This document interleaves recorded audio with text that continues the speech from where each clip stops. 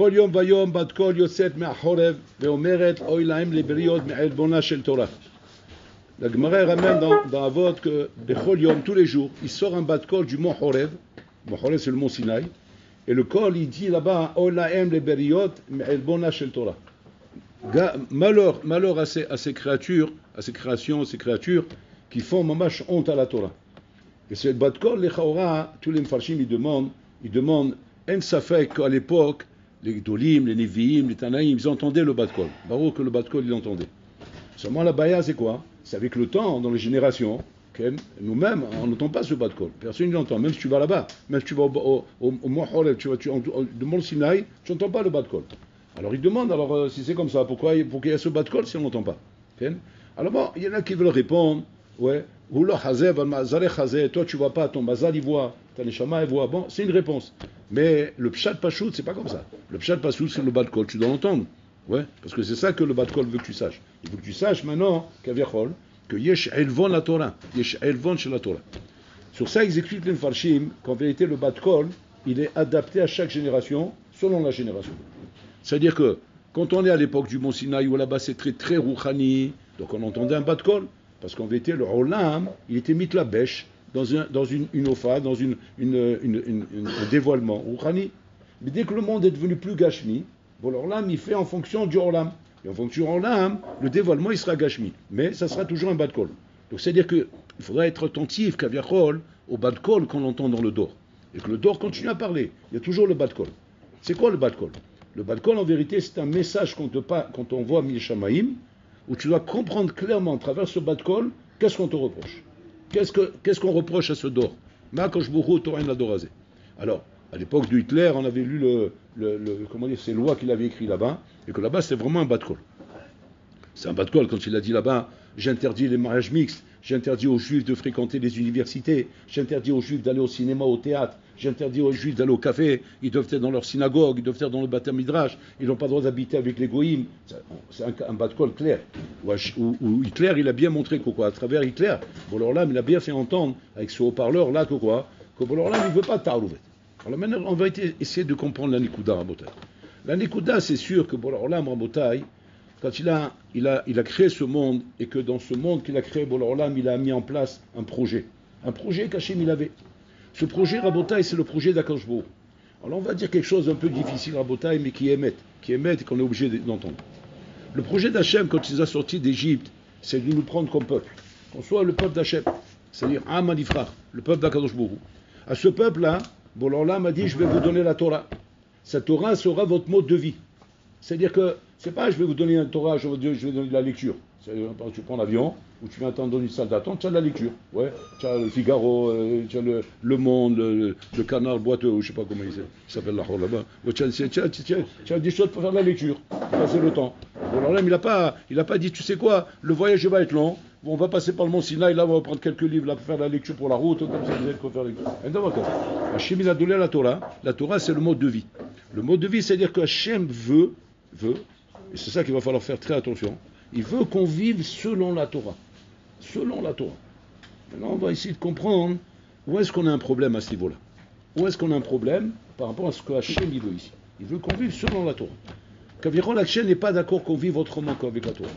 C'est-à-dire qu'Agaviorol, Akadosh Baruch Hu, ne veut pas nous voir fréquenter les goïms. Il ne veut pas que les goïms soient nos amis.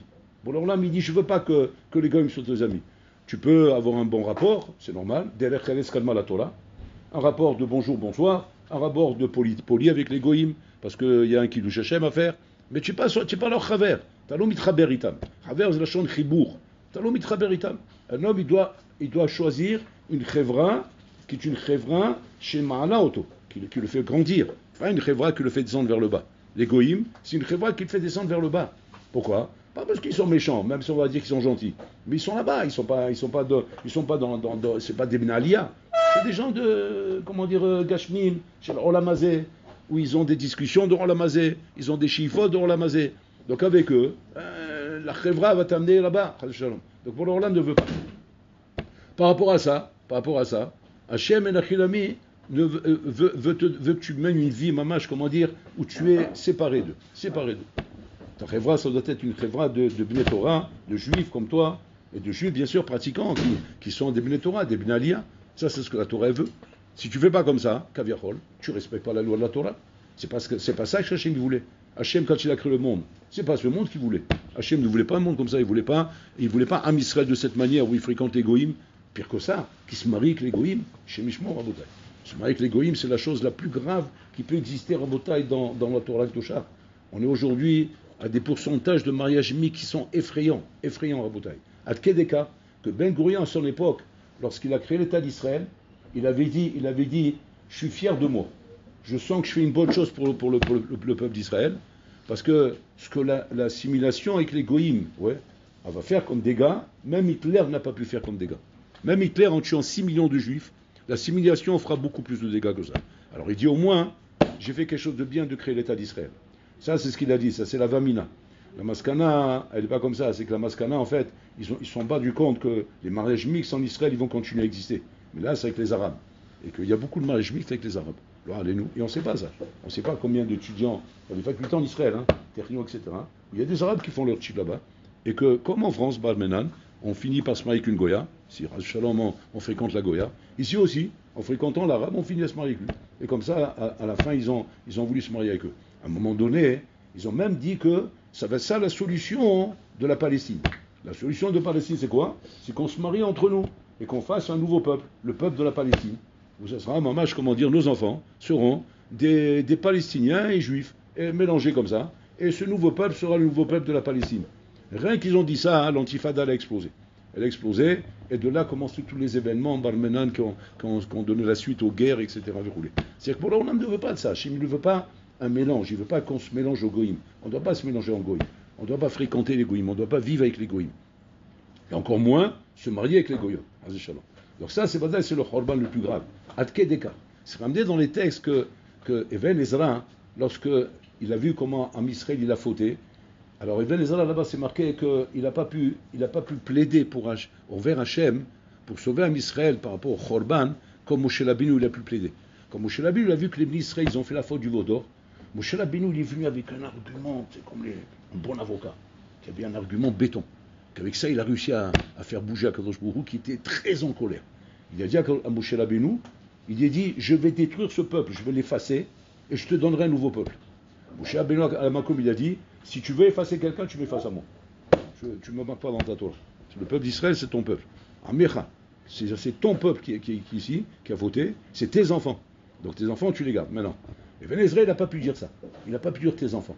Alors tout le monde lui demande la question, pourquoi il ne dit pas le même argument qu'il apprend de son maître? Alors, il a appris de Moshe Rabbeinu.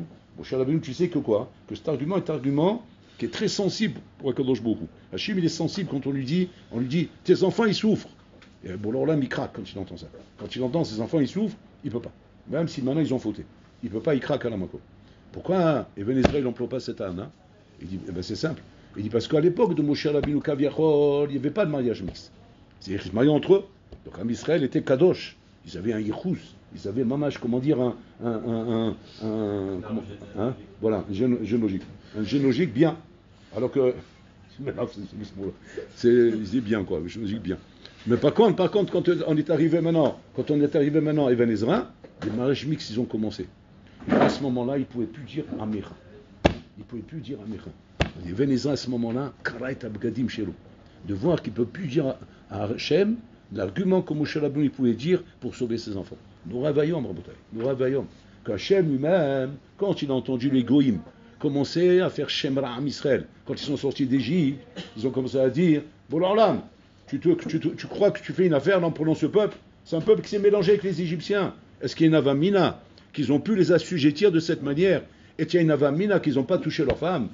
Ils étaient esclaves là-bas. S'ils étaient esclaves, Vadak, ils ont pris leurs femmes, Vadak, ils ont touché leurs femmes, Vadak, ils ont dû faire ce qu'ils ont fait. Et que les Maassé, tous les enfants qu'il y a là-bas, c'est tous des bâtards, c'est tous des mamzerim. Il n'y a même pas un cachère là-bas, Bichlal. Bon, alors là, mais il n'y a pas de problème, on va vérifier. Hachem, il a vérifié. C'est Hatsoun. Il a vérifié. Il a vu, mamash, que toutes les familles d'Am Israël, ils étaient Gdoshim. C'est pour ça que là-bas, il a mis son nom, Yud Ke. Yud Ke dans chaque nom. C'est-à-dire, il a commencé le nom avec la lettre E, il a terminé le nom avec la lettre Yud. Ouais, à Rehouveni, à Giladi, c'est-à-dire tout avec le He Yud. Et pourquoi il avait ça? Pour montrer comment j'étais Bodek, chaque famille, et comment chaque famille des Maaseh, elle était fidèle, elle n'a pas trompé pendant tout l'esclavage d'Égypte avec un Égyptien. Regardez un peu la force de l'homme Israël en Bretagne. En esclavage, chez les Égyptiens. On n'est pas, comment dire, en possession de notre libre arbitre. Et que malgré tout, aucun Égyptien n'a pu toucher une juive en Bretagne. Une femme juive, à part une histoire qui s'est passée, mais sinon, à part ça, il n'y a jamais d'histoire là-bas. Donc on voit ici que ça, c'est le caveau d'Am Israël, et c'est l'argument qui permet comment dire, au Manigim du Dor de sauver Am Israël. En disant à Kadosh Baruch Hu, Olam, c'est ton peuple, Zamecha, Zabanim Shelcha. Mais quand Am Israël, malheureusement, Rabotai s'assimile, et quand Am Israël commence à se marier avec les Goïm, on ne peut plus l'appeler Amecha. À ce moment-là, on n'a plus d'argument. On n'a plus d'argument pour sauver Am Israël. Et ça, c'est la chose, Rabotai, qui est aujourd'hui le Horban le plus grand.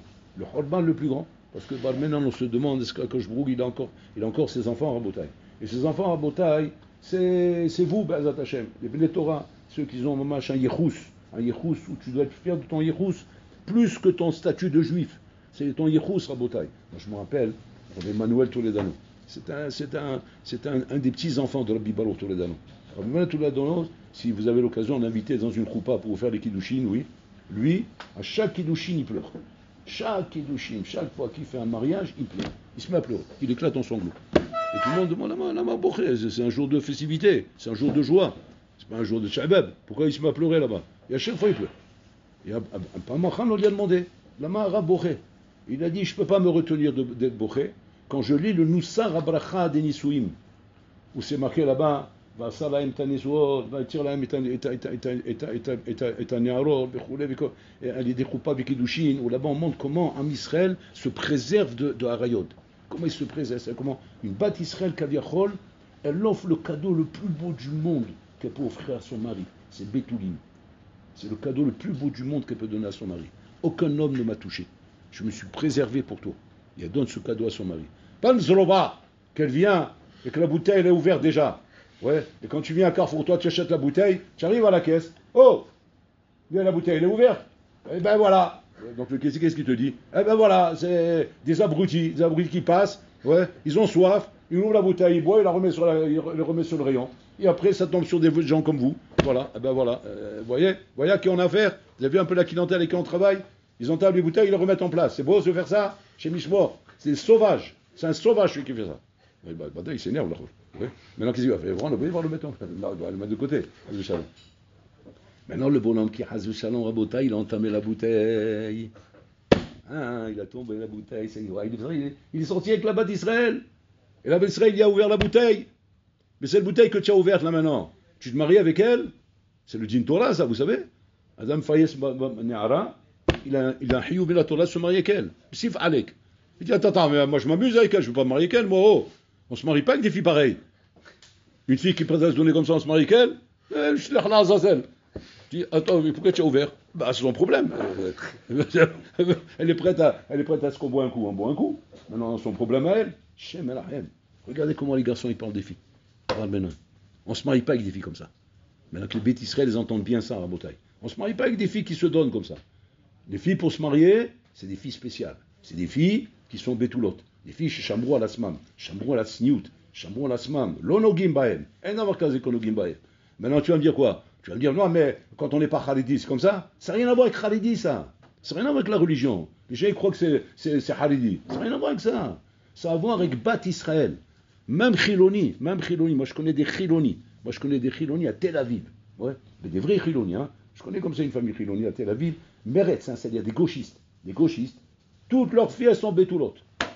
Et quand je leur dis, mais attends, mais de quelle Torah vous avez pris ça? Vous ne respectez pas la Torah? Elle dit non, c'est pas la Torah. C'est les valeurs. C'est les valeurs. Hein. J'ai pas amené au monde des prostituées. J'ai amené au monde des filles de famille. Et que quand maintenant ils se marieront, c'est là qu'on entendra la bouteille. Mais on ne va pas entendre la bouteille avant. Alors ça, c'est Am Israël. C'est la force de Am Israël, même si on n'est pas forcément pratiquant de Torah Mizot. Et que bon, là, il donne à ça une importance avant même la Torah. C'est Atsoum, la bouteille. Que Hachem, il dit, ça c'est plus important que la Torah pour moi. Pourquoi? Parce que ça relève un bouteille de la Gdusha de Am Israël. Parce que si Am Israël n'est pas Kadosh, mais je savais que si tu la Torah, le deuxième Beth Amikdash, il y a eu l'Omdim Torah. Même le premier Beth Amikdash, il y a eu l'Omdim Torah, Rabotai. Et bon, là, il les a détruits malgré tout. Il a détruit les deux Beth Amikdash. C'est-à-dire, tu vois de là que quoi? Que la Torah est Nachilami. Elle peut te protéger, mais à condition qu'il y a au moins Une doucha, il y a quelque chose. Tu es encore mon peuple, tu es encore mes enfants. Mais si maintenant il a mis, tu as trahi mes valeurs, tu as trahi la massorette, tu as trahi la tradition. Qu'est-ce que tu crois que tu as comme srout parce que tu étudies la Torah? Parce que la Torah, tu crois qu'on va te donner une protection? On va te donner une protection et d'avoir casé. La chose la plus grande, c'est d'avoir ça. C'est ça, Rabotai. Bechol yom vayo bat kol yoset. Bat kol yoset, Rabotai, c'est quoi? C'est que malheureusement, on va te faire entendre, Enachilami, que ça va pas. Quand les Arabes aujourd'hui, Rabotai, on demande quelle est leur motivation de taper sur Am Israël. Ça, on n'a pas le droit de dire ça toute l'année, mais là en ce moment on peut le dire, Rabotai. Leur motivation de taper Am Israël, c'est de croire que nous ne sommes plus le peuple d'Israël. Comme ça ils disent les Arabes. Marchez-moi. Comme ça ils disent. Ils disaient plus Am Israël. C'est pas ça Am Israël. Am Israël c'est Kadosh. Et ils se vendent de dire qu'ils sont plus Kadosh que nous. Pourquoi? Parce qu'ils disent voilà ce que vous faites sur la Terre Sainte. Qu'est-ce que vous êtes en train de faire sur la Terre Sainte? Vous faites le défilé tous les ans des Ma'boul là-bas, comment ils s'appellent, les gays? Les gays, ouais. Tous les ans, ouais. Après, tu as fini avec les gays, après, il y a encore la suite des Ma'boulines derrière. C'est le parc zoologique. Le parc zoologique. C'est-à-dire Israël, c'est devenu un parc zoologique. C'est nos ravaillons. Il n'y a plus de Klalim, il n'y a plus de Rochebon, il n'y a plus de Toucha, il n'y a plus de sainteté de la terre d'Israël. Et les Arabes, ils se vantent de dire que grâce à ça, on peut les taper. Regardez un peu comme ils savent tout. Ils savent que la faiblesse de l'homme Israël et la force de l'homme Israël, ça dépend de ça. Ça dépend de leur doucha et leur faiblesse de leur touma. Et quand maintenant, ces choses-là ne sont pas respectées, où il va voir, donc qui est-ce qui est aujourd'hui la protection de l'homme Israël? La protection de l'homme Israël, c'est vous aujourd'hui. C'est vous la protection de l'homme Israël. Ceux qui sont encore capables, effectivement, de respecter les valeurs de la Kadosh Baruch Hu, les valeurs de l'homme Israël, qui sont au moment la doucha qui est en Israël, où il existe encore aujourd'hui, et c'est ça notre fierté, des mariages kdoshim, des mariages propres, des vrais mariages, des mariages purs, où on marie à Botaï un bahour, qui est mamash, comment dire, betoul, comme Betoula, Betoul. Et la fille, Betoula, c'est-à-dire vierge. C'est comme là vraiment deux qui sont mamash deux bouteilles qu'on n'a jamais entamées à Botaï. Et ça, d'ador chez nous, c'est d'avoir un tsoum qui donne à Koshbourou à Botaï, qui a un amour pour son peuple. Un amour pour son peuple parce que ça, tu montes et tu descends, ces Arabes-là, Gdod, ils peuvent crier jusqu'à demain, soi-disant, vous êtes faibles. Ils sont pires que ça. C'est des tamés ben tamés, ces gens-là. Soi-disant, vous souillez la terre. Il faut voir ce qu'ils font derrière tout ça. La traite des blanches, Mzolobim, soi-disant avec le kaftan et tout, soi-disant, ils mangent, soi-disant qu'ils sont de Sanois, qu'ils sont purs. Mais par derrière, c'est des Hachem, en Botaï. C'est la traite des blanches là-bas. Chez Mishmon, ce qu'ils font pas à Botaï. Chez Mishmon, des histoires qu'on entend sur ces soi-disant, ces religieux arabes. Chez nous, à Botaï, quand il y a de la religion, c'est la religion. Il y a des problèmes, c'est vrai, il y a des problèmes. Mais à côté de ça, à Botaï, ce qui est propre est propre. Et ça, Hachem, il est fier de ça. Il est fier qu'il existe encore, en 2024, des zones propres dans le monde. Des vraies zones propres. Des zones de Gdusha. Voilà ce qu'Hachem, il voulait. Qu'Hachem, il a sorti l'Israël d'Égypte. Il a dit, je veux un peuple Kadosh. Bitem Kedoshim ki Kadosh Ani. C'est quoi être Kadosh? Le Yechous, comme on vient de dire. Pas de mariage mixte. Pas de fréquentation d'égoïme. Maintenant, plus que ça. Hachem, il dit, je vous ai donné ma Torah. Ma Torah doit être votre occupation. Votre occupation. À part la Torah, rien ne doit vous intéresser. Ni film, ni cinéma, ni sortie, ni théâtre, ni boîte de nuit, ni casino, ni rien du tout. Ma Torah, c'est tout. Maintenant, tu n'as plus la force de faire du youn, tu as envie de un peu te décompresser, fais du midrash. Tu as envie de sortir un peu, tu as envie de défouler les pieds, fais bikol cholim. Tu as envie de... C'est ça, Botaï. Maintenant, on rigole, mais on ne doit pas rigoler, ça doit nous faire peur. Pourquoi? Parce qu'on voit qu'on est complètement assimilé. On s'est assimilé au monde goy. Et on est en train de devenir comme ça, en train de dire quoi? Que non, la Torah, elle doit accepter quand même, elle doit être tolérante. Elle doit accepter que quoi? Qu'on puisse avoir une vie normale. Tu appelles ça une vie normale? Tu appelles ça une vie normale?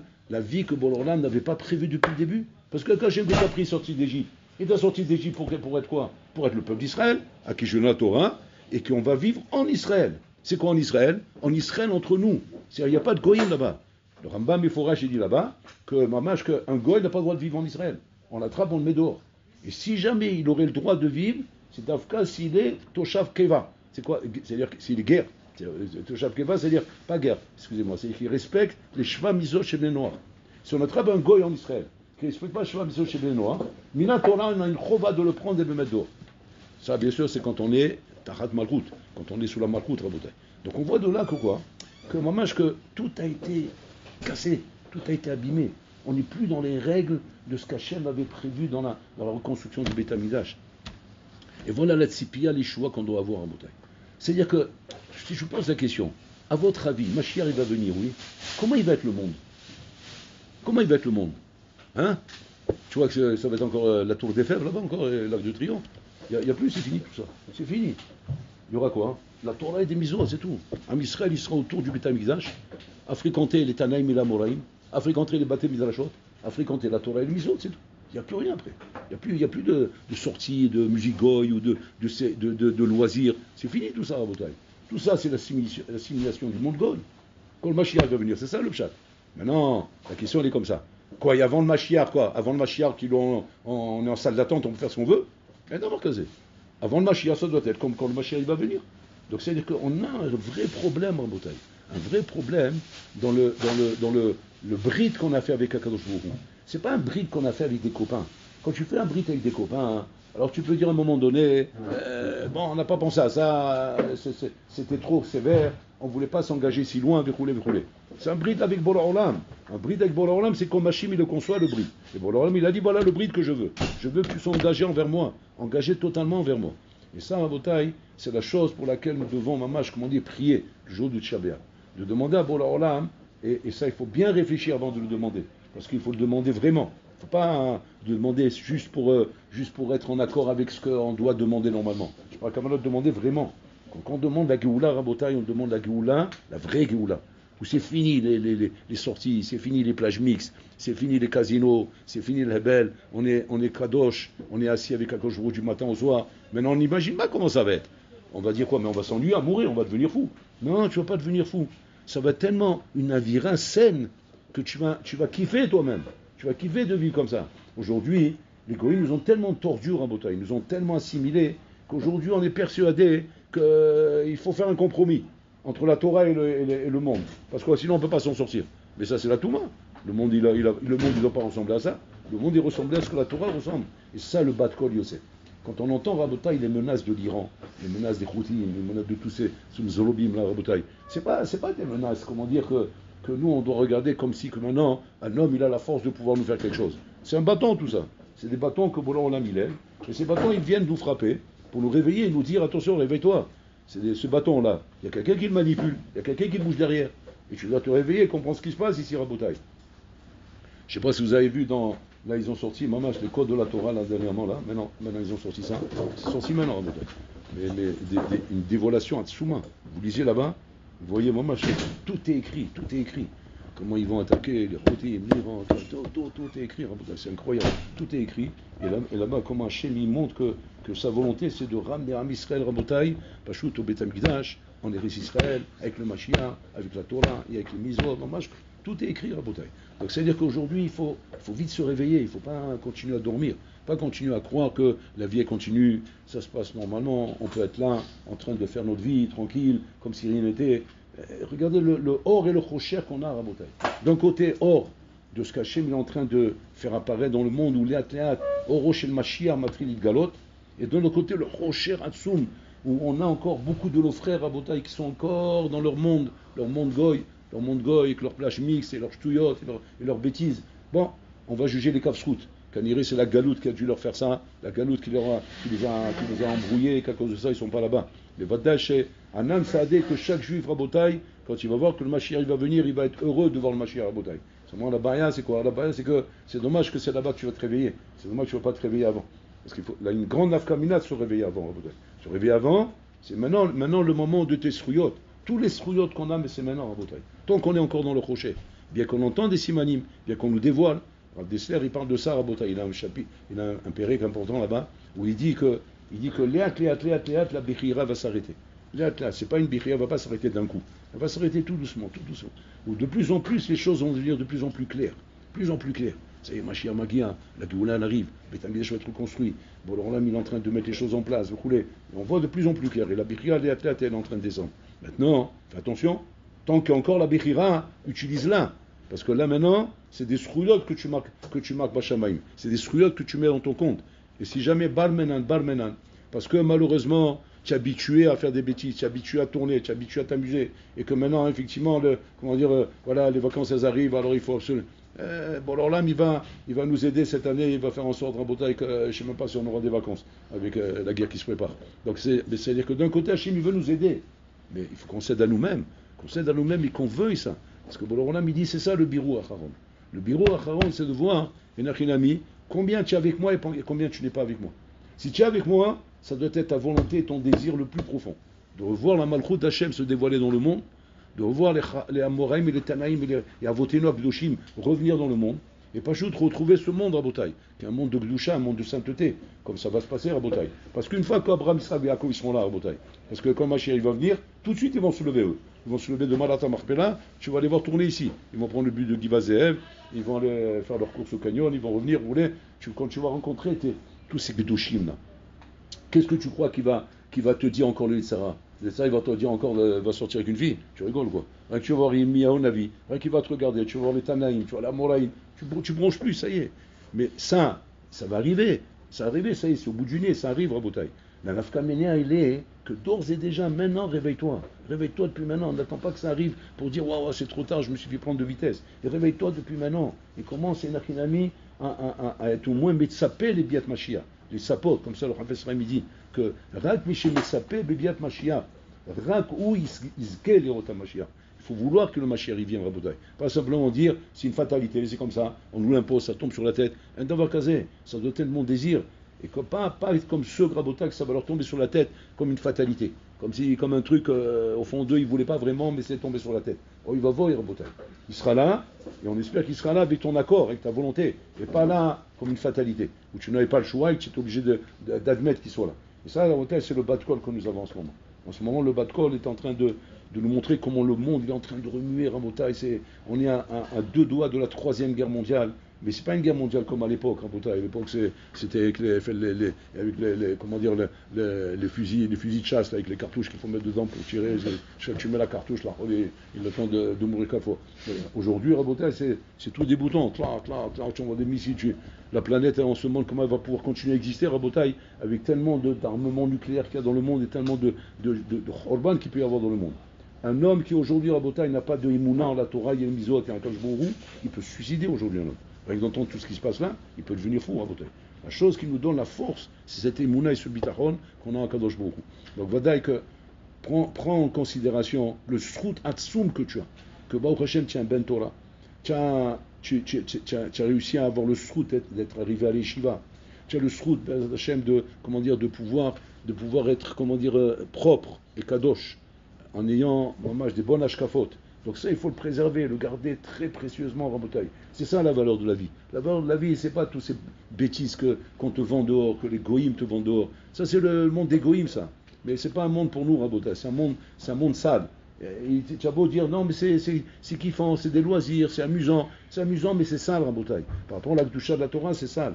Hachem, c'est pas ça qu'il voulait. Hachem, il voulait un peuple kadosh, un peuple saint, un peuple qui soit en momash engagé avec lui autour de sa Torah Kedusha. Et ça, c'est une chose qui arrivera de toute façon, très bientôt. Donc autant le vouloir depuis maintenant. Et arrêter de bloquer sa tête et de dire, mais moi je peux pas être comme ça. Arrête de parler comme ça, parce qu'à force de dire je peux pas être comme ça, et quand ça va arriver, Balmena, le coup il va être fatal, Rabotai. Donc n'attends pas de prendre le coup pour commencer à dire, ah maintenant je veux faire tchouva. Ça sera trop tard, Rabotai. La tchouva, elle est possible quand Be'eref Aïn, comme un clin d'œil, on a encore un instant avant, Rabotai. Et c'est ça le truc. Je me rappelle à l'époque, avant Amnon Isra, quand il y a eu la guerre de l'Irak, la guerre du Golfe. Quand il y a eu la guerre du Golfe, Rabotai, là-bas ils envoyaient du scud sur la terre d'Israël. Un scud, Rabotai, c'est un tilfel la tour Eiffel. Voilà, c'est comme il t'envoie la tour Eiffel, là, il t'envoie comme ça chez Michel. Un truc comme ça, ça te fait un stade de foot, ça fait un cratère comme un stade de foot. C'est chez Michel ce que ça fait. Ils envoyaient comme ça des scuds. Maintenant, le scud, quand il partait de l'Irak, pour arriver en Israël, Rabotai, il mettait 5 minutes. 5 minutes.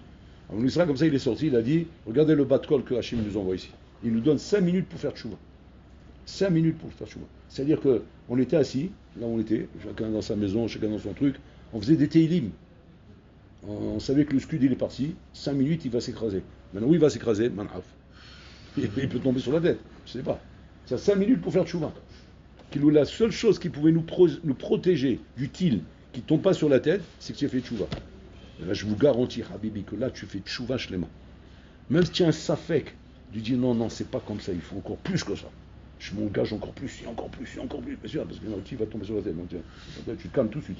Tu calmes tout de suite, et là tu fais tchouva. C'est ça le bas de col. C'est ça le bas de col. Mais bon, alors là, il a la peine de ça. Bon, me dit qu'est-ce que j'ai besoin de ça?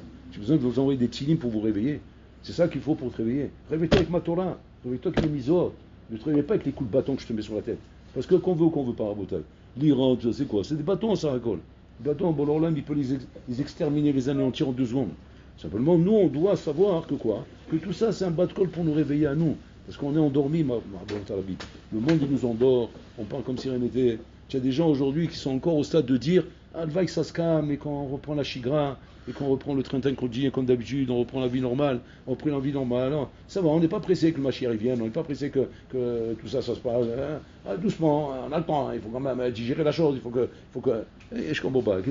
Qu'est-ce que tu veux? Tu veux quoi? Tu veux rester dans ce monde de païens? Ce monde-là, c'est pas ce qu'Hachem il veut. Hachem il veut pas de ce monde. Hachem il veut un monde kadosh.